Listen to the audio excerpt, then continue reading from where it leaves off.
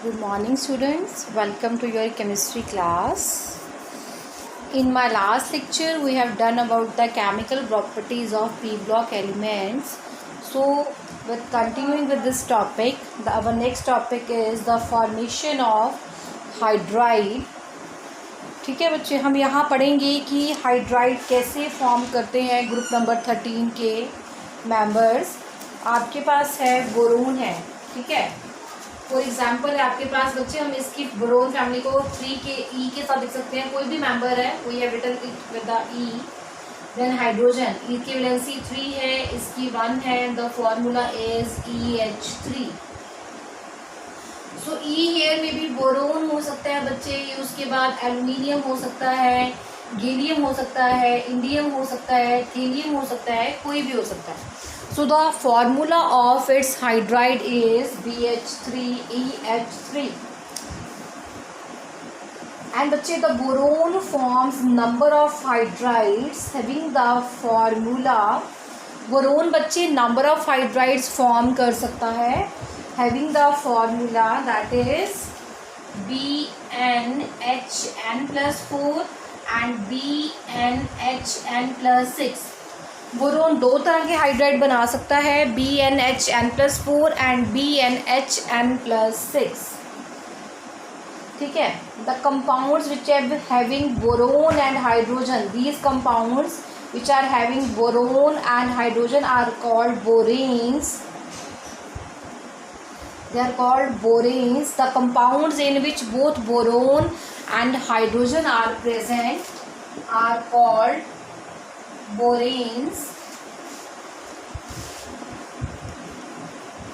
There are number of compounds. You can put value in the formula, then you can calculate the value of B and H. For example, if we take this in here, n is equal to 2, then this formula will be B2H6. 2 + 4 6 हो गया. This is called diborane and this is in our syllabus. The structure of diborane is in our syllabus. Similarly, you can put in next one. अगर B2 put करोगे तो H आपके पास क्या आ जाएगा, 8. So similarly, you can calculate it with the 3, 4, 5 and so on. And our next we are going to do about the formation of halides, how the halides formation can be occur, ठीक है बच्चे। halide formation means again trihalide,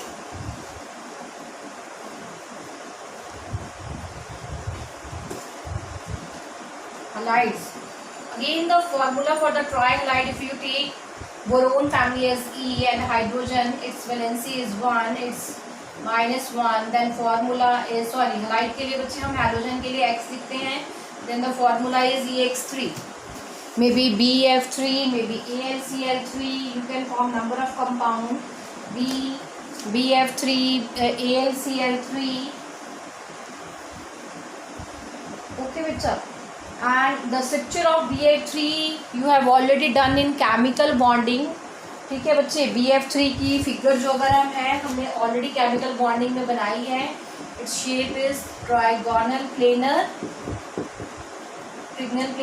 BF3 आपके पास, तो shape क्या होती है, 1F 1F 1F, this is 1F 1F 1F.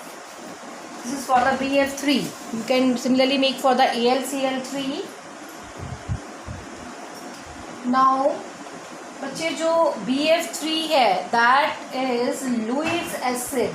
The Lewis acid, BF3 is Lewis acid. The Lewis acid, A for acid, A for accept.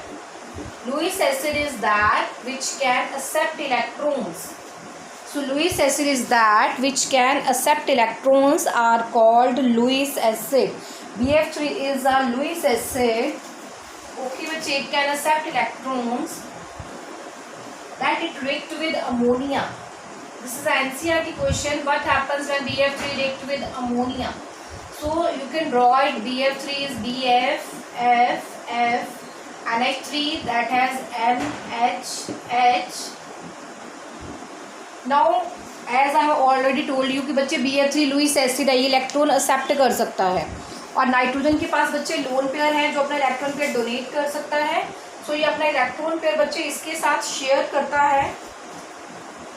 तो what will be form BFFF, यहाँ पे आपके पास बच्चे बॉन्ड बनेगा which is called coordinate bond, which is called coordinate bond. Coordinate bond क्या होता है, जिसमें दो एटम्स शेयरिंग करते हैं, बट शेयरिंग के लिए जो इलेक्ट्रॉन्स है बच्चे वो एक ही एटम प्रोवाइड करता है। जैसे BF3 की हम बात करें, बी के पास बच्चे एक्स्ट्रा इलेक्ट्रॉन्स नहीं है, इलेक्ट्रॉन डेफिशिएंट है। तो नाइट्रोजन के पास लोन पेयर है, एक्सेस ऑफ इलेक्ट्रॉन्स है जो कि बी को दे सकता है। नाइट्रोजन से इलेक्ट्रॉन पेयर लेके बी और एन दोनों शेयर करेंगे, बट शेयरिंग के लिए इलेक्ट्रॉन कौन दे रहा है, नाइट्रोजन दे रहा है। So this is called coordinate bond, और हम इसे एरो हेड के साथ बच्चे शो करते हैं, ठीक है। और बच्चे BF3 में it is sp2 hybridise, it is already done in chemical bonding chapter. 3 bond बनाए से 1 2 3, तो 1 ये लगा लो, 2 + 1 3 बॉन्ड हो गए। और जब इसने कोऑर्डिनेट बॉन्ड बनाया है तो बच्चे इसकी हाइब्रिडाइजेशन 1 2 3 4 बॉन्ड हो गए, इसकी हाइब्रिडाइजेशन sp2 से sp3 हो जाती है। ये भी NCERT का क्वेश्चन है आपके पास। इनिशियली इसकी sp2 है, ठीक है, बट जब ये NH3 के साथ बच्चे बॉन्ड बनाता है तो इसकी हाइब्रिडाइजेशन क्या हो जाती है, sp3 हो जाती है, ठीक है बच्चे। अब जैसे मैंने BF3 बनाया है, हम और भी हलाइड्स बना सकते हैं बोरोन के। एक बड़ा ही इंपॉर्टेंट क्वेश्चन है that I am going to tell you. Boron के बच्चे हलाइड हैं, that is BF3, then is BCl3, then is BBr3, then the last one is Bi3। अगर हम बोरोन के हैलोजेंस के साथ बच्चे बनाएं, हलाइड बनाएं, तो क्या बनेगा, BF3, BCl3, BBr3, Bi3, ठीक है बच्चे। तो इनकी Lewis acidic strength, Lewis acidic strength increases in the order BF3, BCl3, BBr3, Bi3। This is very very important question। वहाँ पे पूछा जाता है बोरोन हलाइड्स की एसिडिक स्ट्रेंथ एक्सप्लेन करो, या फिर बोरोन हलाइड की एसिडिक स्ट्रेंथ जो है वो क्या है, BF3 है, BCl3, BBr3, Bi3। That means Bi3 is more acidic than BBr3, then BCl3, then BF3। Why so, ठीक है बच्चे। बच्चे ये वाला जो कंसेप्ट है, ठीक है बच्चे, हम जो एक्सपेक्ट करते हैं वो क्या एक्सपेक्ट करते हैं कि द ऑर्डर शुड बी, ठीक है। हम जो एक्सपेक्टेड ऑर्डर है, this is actual order, this is actual order, but expected order क्या है, एक्सपेक्टेड ऑर्डर है that BF3 should be more acidic than BCl3, then BBr3, then Bi3। This is expected order, but this is actual order. अब expected order आपके पास क्या है, expected order मैंने आपको बता दिया, BF3, BCl3, BBr3, Bi3। Y सो बच्चे, क्योंकि फ्लोरीन इज मोर इलेक्ट्रोनेगेटिव, तो वो फ्लोरीन ज़्यादा इलेक्ट्रोनेगेटिव है बच्चे, तो वो बोरोन से इलेक्ट्रॉन विदड्रॉ कर लेता है। तो बोरोन जो है इलेक्ट्रॉन डेफिशिएंट हो जाता है, तो इसकी मोर टेंडेंसी बन जाती है इलेक्ट्रॉन को एक्सेप्ट करने की, ठीक है। समझ रहे हो आप मेरी बात। फ्लोरीन इज मोर इलेक्ट्रोनेगेटिव, यहाँ पे मैं BF3 की बात करूँ बच्चे, फ्लोरीन इज मोर इलेक्ट्रोनेगेटिव है, तो इलेक्ट्रॉन को इससे अट्रैक्ट कर लेता है। इसके पास बच्चे ये इलेक्ट्रॉन डेफिशिएंट हो जाता है, इलेक्ट्रॉन डेफिशिएंट हो जाता है, तो इसको इलेक्ट्रॉन को एक्सेप्ट करने की टेंडेंसी इंक्रीज हो जाती है। तो इलेक्ट्रॉन को एक्सेप्ट करने की टेंडेंसी को हम क्या कहते हैं, एसिडिक स्ट्रेंथ कहते हैं।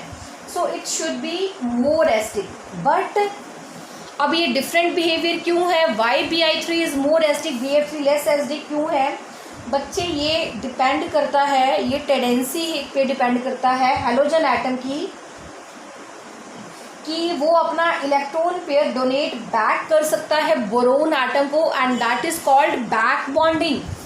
ये एक्सपेक्टेड ऑर्डर क्यों है, the concept here is back bonding, ठीक है।